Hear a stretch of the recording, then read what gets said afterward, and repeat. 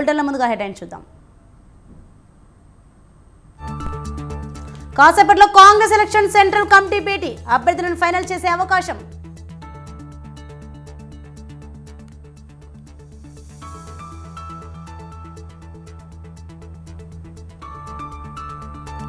జనసేనలో చెన్నున్న మండలి బుద్ధప్రసాద్, నిమ్మక జయకృష్ణ అవనిగడ్డ కూటమి అభ్యర్థిగా ప్రకటించే ఛాన్స్.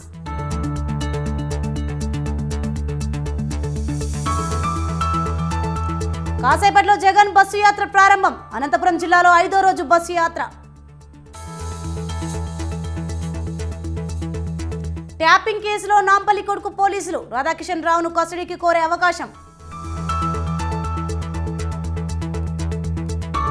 కవిత బెయిల్ పిటిషన్పై నేడు విచారణ, కోర్టు తీర్పుపై ఉత్కంఠ.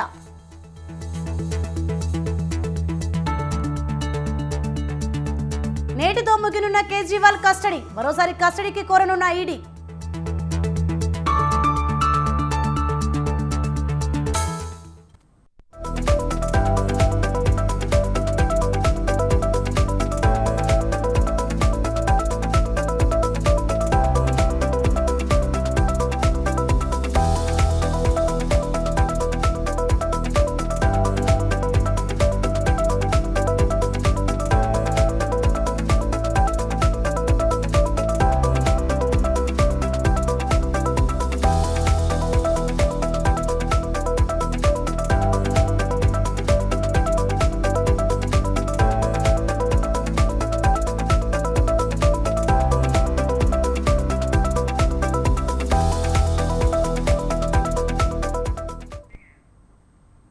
ఢిల్లీలో కాంగ్రెస్ కేంద్ర ఎన్నికల కమిటీ సమావేశం ప్రారంభమైంది. లోక్సభ ఎన్నికల కోసం అభ్యర్థులను ఖరారు చేసే అంశంపై చర్చించనున్నారు ఏఐసీసీ నేతలు.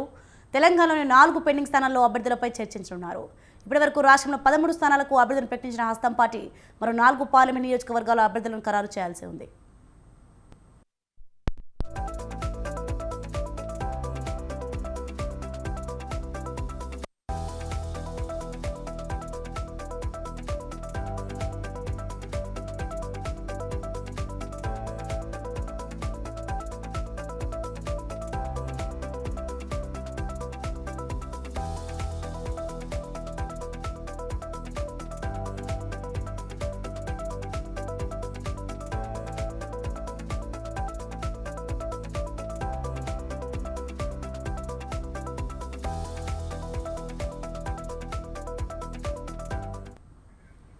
తెలంగాణలో అభ్యర్థులను ఖరారు చేసేందుకు సీఎం రేవంత్ రెడ్డితో పాటు డిప్యూటీ సీఎం బట్టి, మంత్రి ఉత్తమ్ ఢిల్లీలో జరిగే సీఈసీ మీటింగ్కు హాజరవుతున్నారు.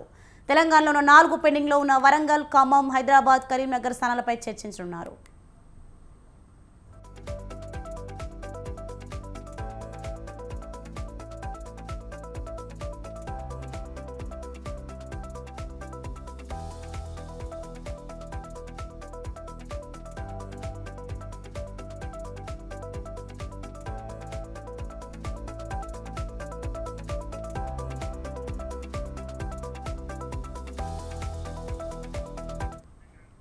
తెలంగాణలో ఇప్పటికే 13 ఎంపీ సీట్లకు అభ్యర్థులు ప్రకటించిన సీఈసీ మిగిలిన 4 స్థానాలకు అభ్యర్థులు ప్రకటించాల్సి ఉంది. ఈ రోజు జరిగే భేటీలో ఖమ్మం, కరీంనగర్, వరంగల్, హైదరాబాద్ సీట్లకు అభ్యర్థులను ఖరారు చేసే అవకాశం ఉంది. ఆ 4 స్థానాలపై ఇప్పటికే screening committee chairman Harish Chaudhary నేతల అభిప్రాయాలు సేకరించారు. సీఈసీ భేటీలో ఈ 4 సీట్లకు అభ్యర్థులను ఖరారు చేయనుండడంతో ఆశావాహుల్లో తీవ్ర ఉత్కంఠ నెలకొంది.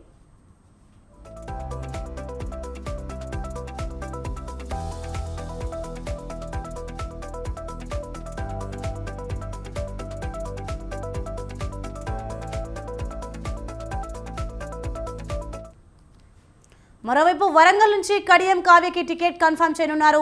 ఇక ఖమ్మం సీటు కోసం తీవ్ర పోటీ నెలకొంది. డిప్యూటీ సీఎం బట్టి విక్రమార్క భార్య నందిని, మంత్రి పొంగులేటి శ్రీనివాస్ రెడ్డి తమ్ముడు ప్రసాద్ రెడ్డి ప్రధానంగా పోటీ పడుతున్నారు. ఇవాళ జరగనున్న మీటింగ్లో ఈ 4 స్థానాలపై క్లారిటీ రానుంది. రైట్, ఇదే అంశంపై మరింత సమాచారం మా ప్రతినిధి రాజు ఫోన్లైన్లో అందిస్తారు. రాజు, చెప్పండి, ఢిల్లీలో కాంగ్రెస్ కేంద్ర ఎన్నికల కమిటీ సమావేశం ప్రారంభమైంది, దీనిపైన అప్డేట్స్ ఏంటి? రైట్ తోని ఇవాళ కాంగ్రెస్ పార్టీ టీఈసీ సమావేశం ప్రారంభం కానుంది.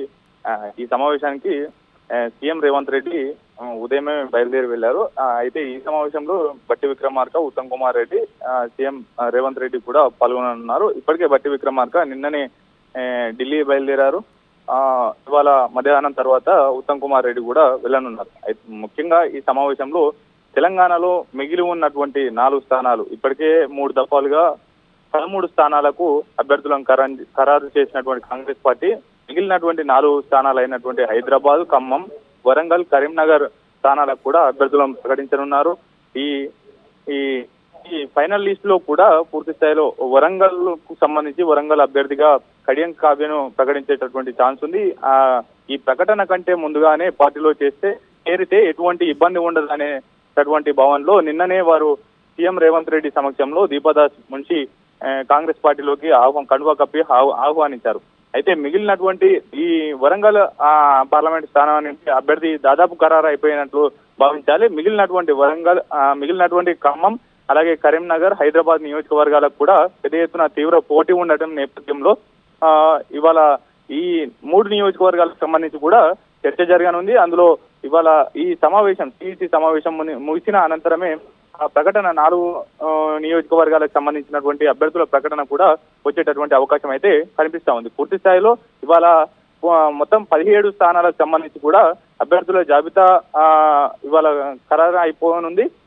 మిగిలినటువంటి ప్రచార వ్యూహాలు, ఇతర అంశాల మీద, అలాగే కూడా సభకు సంబంధించి కూడా బట్టి విక్రమార్క సీఎం చర్చించనున్నారు. ఈ సమావేశంలో ఇతర అంశాలను కూడా ఈ సమావేశంలో చర్చించనున్నారు. ప్రధానంగా ఈ 4 నియోజకవర్గాల అభ్యర్థులు అయితే ఇవాళ కన్ఫర్మ్ అయ్యేటటువంటి అవకాశం ఉంది. ప్రకటన కూడా ఆ సమావేశం అనంతరం వెలువడేటటువంటి అవకాశం అయితే కనిపిస్తా ఉంది. రైట్, థ్యాంక్ యూ రాజు.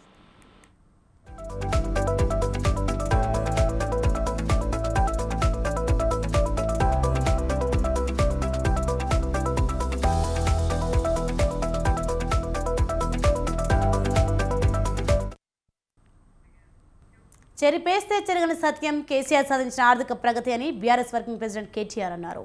పెద్ద రాష్ట్రంలో 3.9 లక్షల తలసరి ఆదాయంతో దేశంలోనే తెలంగాణ మొదటి స్థానంలో ఉందని చెప్పారు. అయినా కేసీఆర్ ఏం చేశారని ప్రతిపక్షాలు అంటున్నాయని విమర్శించారు. ఈ మేరకు ఎక్స్ వేదికగా కేటీఆర్ ట్వీట్ చేశారు.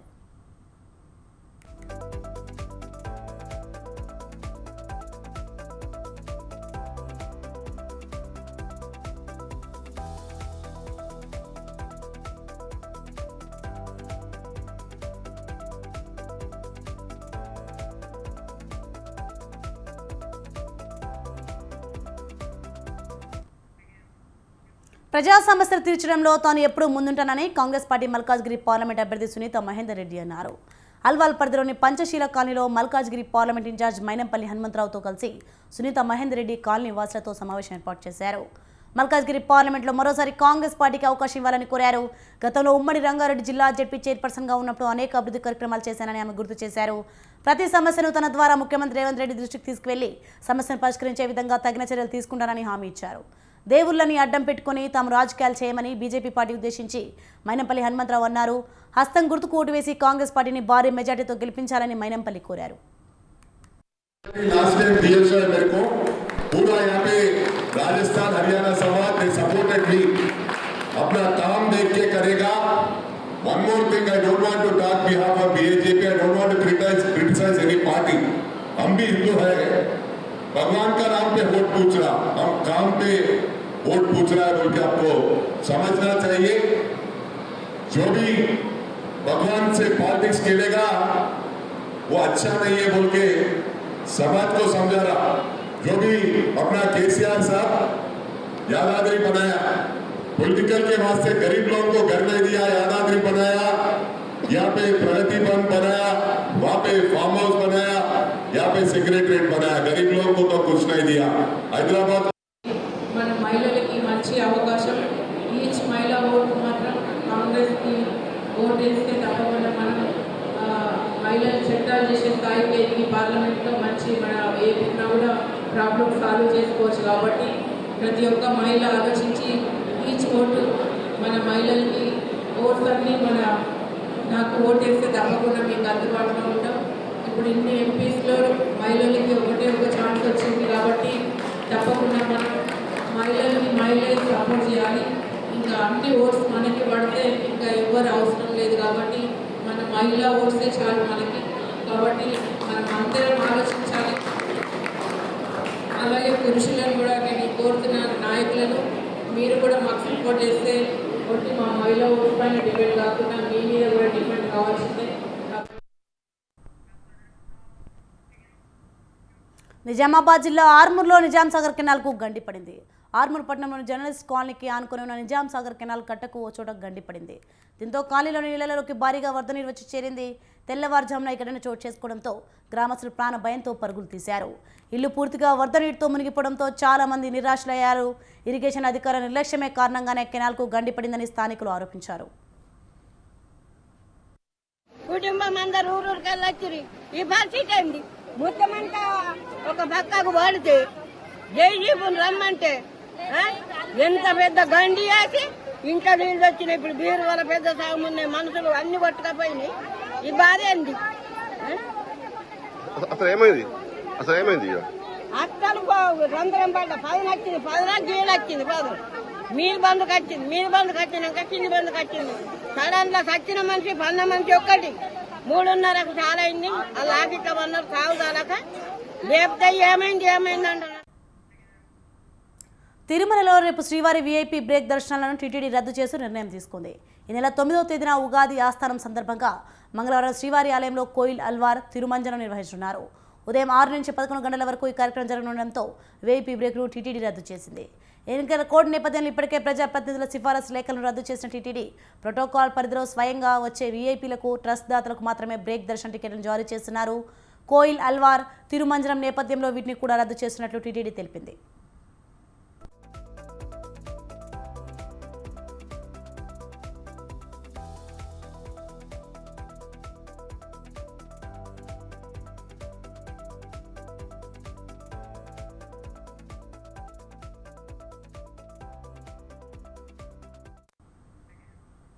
తెలుగు రాష్ట్రాల్లో ఎండలు దంచి కొడుతున్నాయి. పగలు వేడి తీవ్రత అత్యంత ఎక్కువగా ఉంటుంది.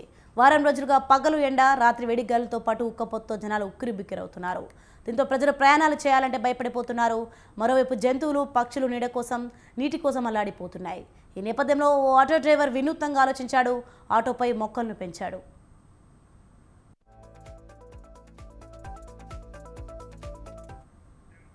ఓవైపు మండుటెండలు, మరోవైపు ఉచిత బస్సు ప్రయాణం.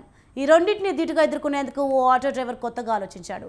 మహబూబాబాద్ జిల్లా ఈదుల పూసపల్లి గ్రామానికి చెందిన అంజీ 15 సంవత్సరాలుగా ఆటో నడుపుతున్నాడు. అతను ప్రజలకు ఎండవేడిని ఉపశమనం కలిగించేందుకు కొత్త ప్రయత్నాలు చేశాడు.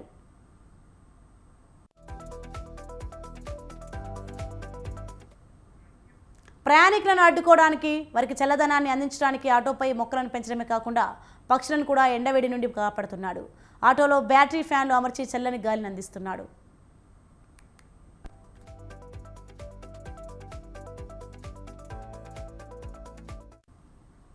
ప్రజలను ఎండవేడి నుంచి కాపాడాలనే అంజీ ఆలోచనను అందరూ అభినందిస్తున్నారు. అంజీ ఆటో ఎక్కడానికి ప్రయాణికులు ఆసక్తి చూపిస్తున్నారు.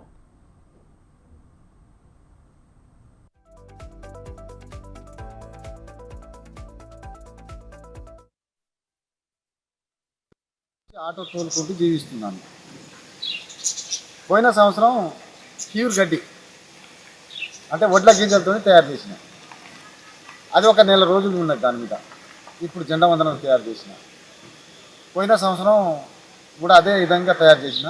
అయితే ఈ సంవత్సరం కొత్తగా క్రియేట్ చేయాలి, ఎప్పటికీ ఒక్కటే రకం ఉండదు బాగుంటుందని కొత్తగా model mobile model auto Anju. అయితే ఎందుకో నాకు ఆలోచన వచ్చింది, ఈ ప్రకృతి అంటే చాలా ఇష్టం నాకు. ఈ ప్రకృతి అంటే చాలా ఇష్టం. అంటే ఈ చెట్లను పెంచుకున్నాడు, పూలను పెంచుకున్నాడు, ఒక గార్డెన్ లెక్క తయారు చేసిన ఆటోని కస్టమర్లకు, జనాలకు ఎలాంటి. ఇవి bulletin updates. For more updates keep watching స్వతంత్ర న్యూస్.